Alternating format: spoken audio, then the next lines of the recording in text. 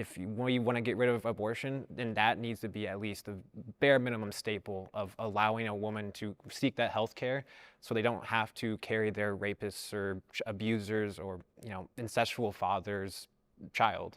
I think that's a good time to bring in everyone that disagrees. I somewhat agree.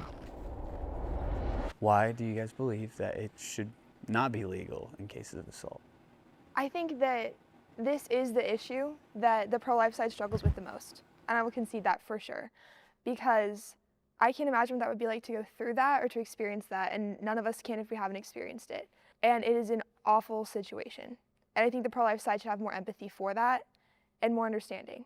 At the same time, the circumstances around conception don't change the value of a human life.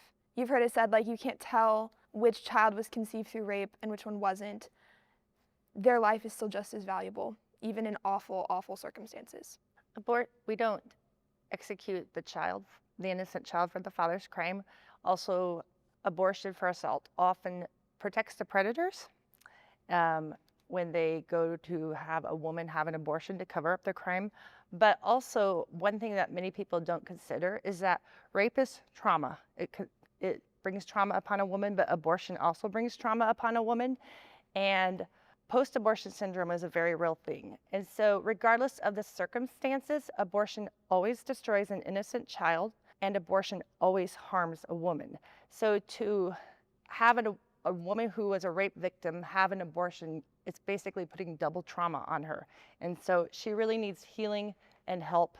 And if she cannot parent that child, there are 2 million people on a waiting list to adopt a child.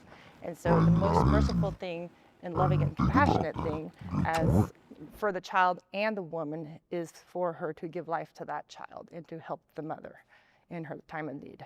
And hey, I've got a statistic I got from Life Runners, and it says that 80% of women who abort following a rape or incest regret it. And there's a lifetime of guilt that follows